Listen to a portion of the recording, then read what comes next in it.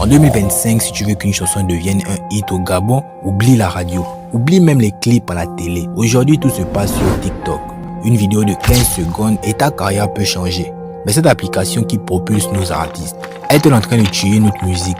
C'est ce que nous allons voir ensemble. De la Colombia, lo cocorico de la Colombia, Buenos Aires de la Colombia. Joka mina yo ani festan, joka mi minjima, joka mi minjima festan. Ok, 1, 2, 3, c'est que 1, 2, c'est que 1, 2, tiens, j'étais. TikTok, la nouvelle radio du Gabon ou du monde entier. Il faut dire la vérité. TikTok a complètement changé la manière dont on consomme la musique ici.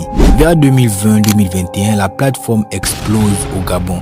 Et très vite, elle devient plus puissante que la télé ou la radio pour faire connaître un son. Avant, un artiste devait sortir un album, aller en promo, passer sur Urban FM, faire les concerts. Aujourd'hui, il suffit d'un refrain accrocheur et boum, tout le monde connaît.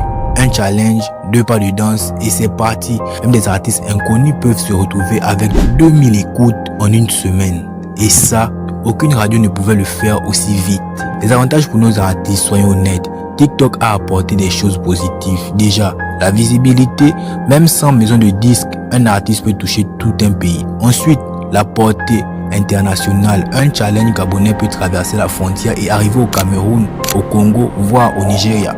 TikTok, c'est aussi une chance pour les jeunes qui n'ont pas beaucoup de moyens, un micro, un ordinateur et peut te créer un son qui fera le tour d'internet. Et parfois, ça relance même de vieux morceaux. Avant, fallait 10 ans pour construire une carrière. Aujourd'hui, 10 jours sur TikTok peuvent suffire.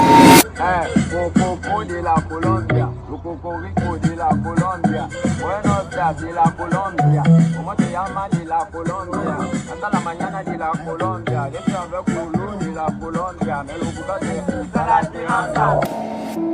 Le revers de la médaille, mais attention, parce qu'il y a un prix à payer. Beaucoup de chansons aujourd'hui durent à peine 1 minute 30, 2 minutes maximum, parce que tout est pensé pour TikTok, pas pour une écoute longue. Résultat, on entend même les rythmes, souvent afrobeat ou amapiano. Les textes sont simples, répétitifs, parfois juste une phrase virale. La priorité c'est d'être catchy, pas forcément de raconter quelque chose. Et le pire, c'est que certains artistes très talentueux ne percent pas, juste parce que leur style n'est pas TikTok. On est passé de chansons qu'on écoute pendant 20 ans à des chansons qu'on oublie après 20 jours. Prenez un exemple, un artiste gabonais sort un son traditionnel avec des instruments fins, une vraie histoire dans les paroles. Résultat, 5000 vues. Un autre sort un son sur un beat YouTube. 2 phrases, un challenge TikTok. Résultat, 500 000 vues en un mois. Et souvent, les influenceurs qui utilisent ces sons ne taguent même pas l'artiste. Tu scrolles, tu entends un son, mais tu sais pas qui l'a fait. Aujourd'hui, si ta chanson ne rentre pas dans une vidéo TikTok, elle reste dans ton disque dur. Alors, est-ce qu'il faut dire non à TikTok? Franchement, non. TikTok est un outil puissant.